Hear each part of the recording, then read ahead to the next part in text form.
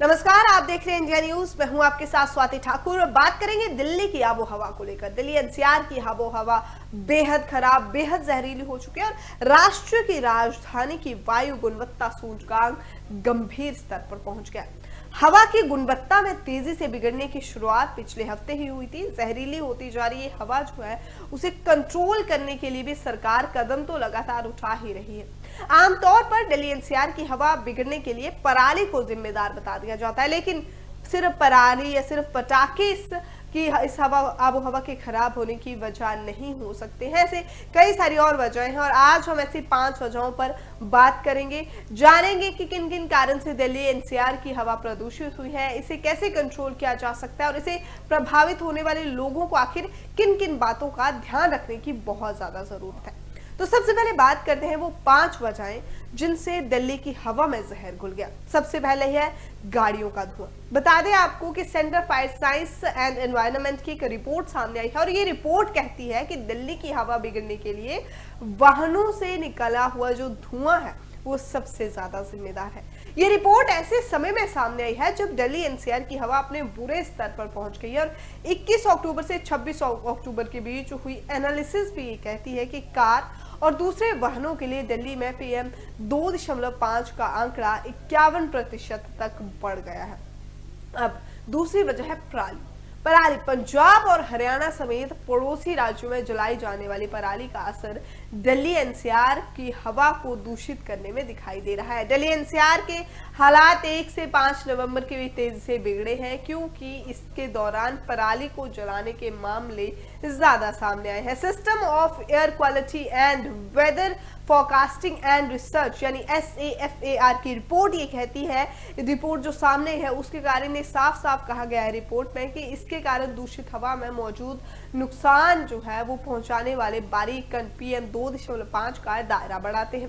पराली के कारण बुधवार को PM 2.5 का आंकड़ा 38% और गुरुवार को 32% तक रहा। अब है भवन निर्माण, ये भी एक कारण है।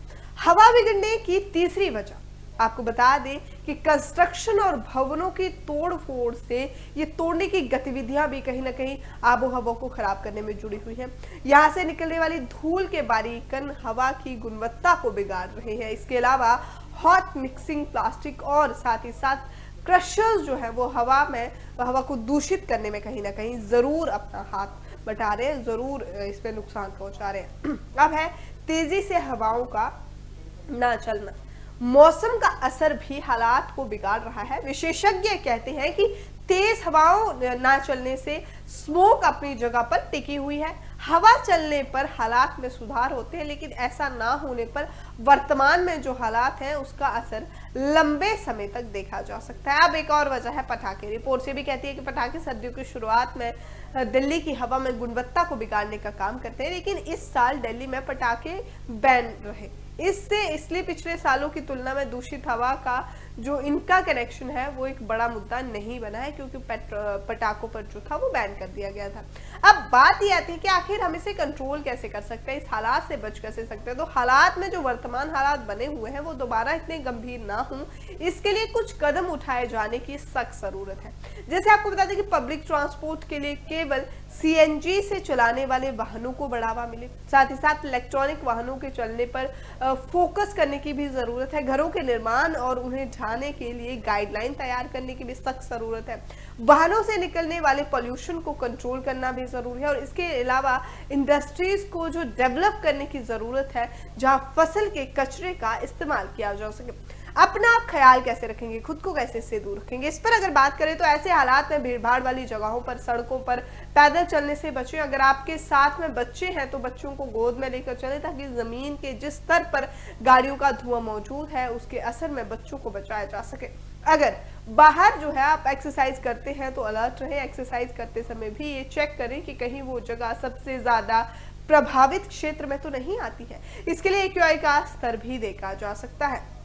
ऐसे दिनों में वाहनों का कम से कम इस्तेमाल करें क्योंकि हवा को दूषित करने के लिए इनका एक बहुत अहम रोल होता है। CNG की रिपोर्ट में भी इसका जिक्र जो है वो सामने आया है।